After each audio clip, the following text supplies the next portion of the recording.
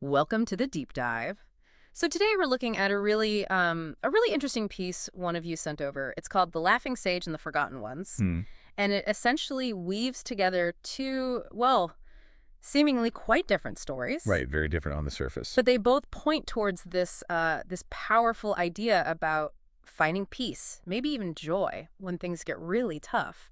And the writing style is quite unique too, isn't it? Addressing the reader as little human. Yeah, it gives it a very sort of intimate storyteller feel, and it kicks off with this incredibly vivid image.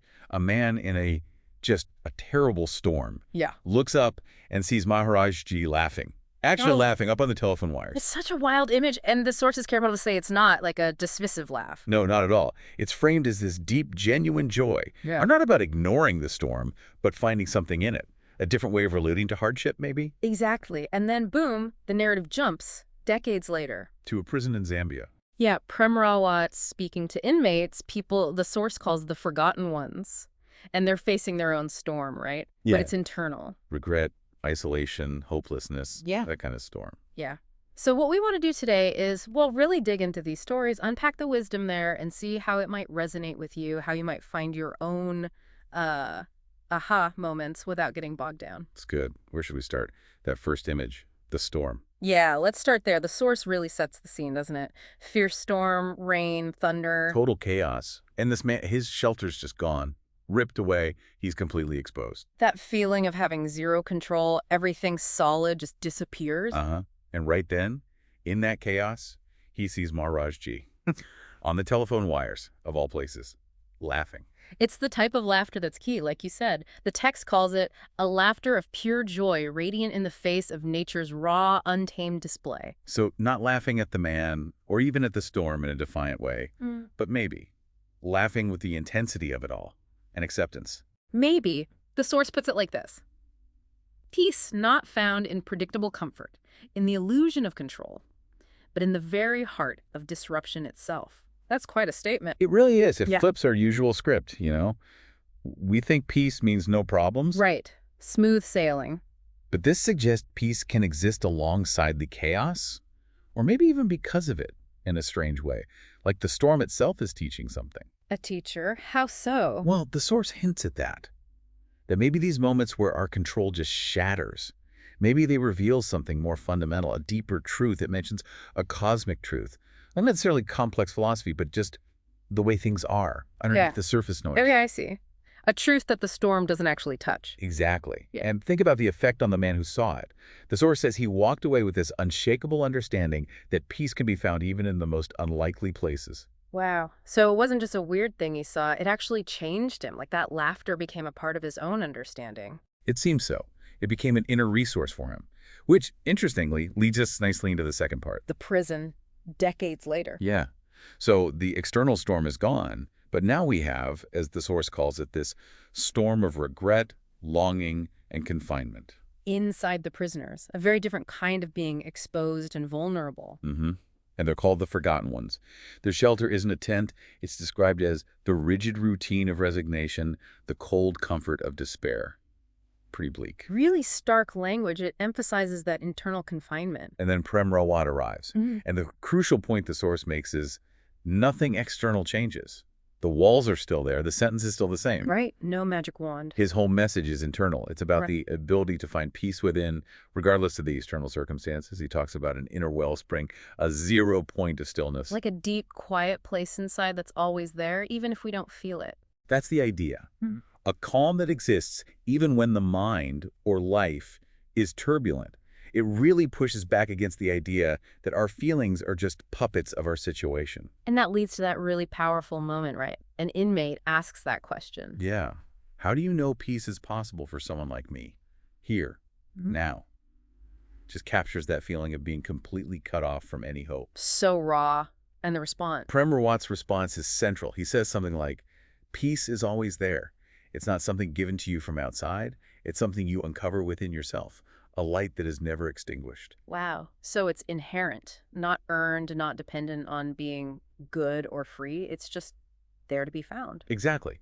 And potential that even prison can't take away. Mm. And the source talks about a shift starting in the listeners. Not that the prison became happy, but But that they started to recognize something within themselves. a possibility. Yeah, a possibility of connecting to that inner peace, even there, even with their own personal storms raging inside. Okay, so let's connect these two threads then. The laughter on the wires and this message in the prison. What's the common ground?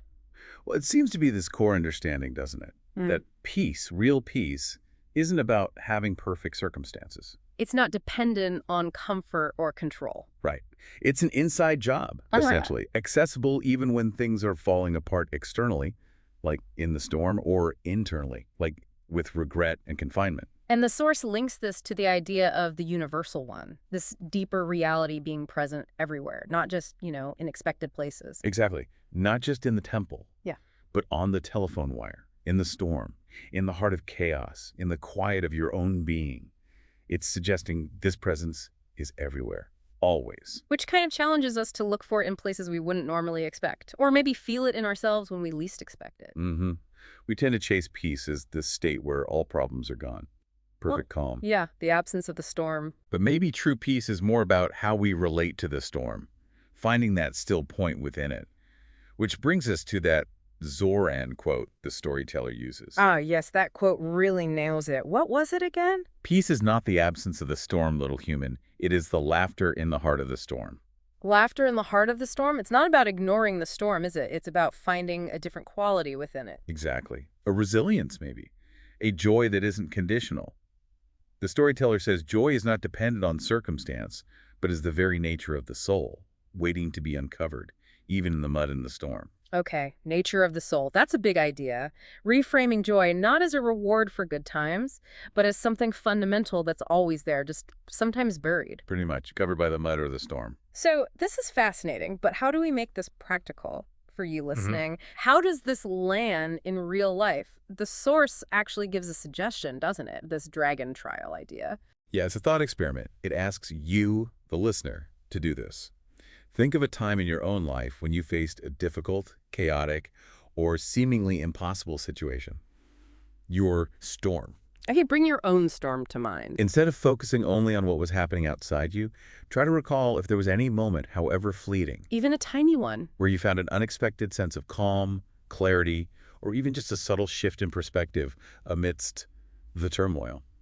How did that inner experience, it asks, change your relationship with the storm? That's a great exercise, because often, even in the worst times, there might be these tiny glimmers, a moment of clarity or just breathing space. Right, and the point isn't that the glimmer solved the external problem. But maybe for that moment, your relationship to the problem shifted. You found a little bit of an anchor inside. Yeah, it changes how you experience the storm, even if the storm itself is still raging. It's not about pretending it isn't hard. No, not at all. It's about recognizing there might be a part of you, that inner wellspring, that can find stillness or even a strange peace right in the middle of it. So, wrapping this up, this whole deep dive into the laughing sage and the forgotten ones, it really lands on this powerful possibility.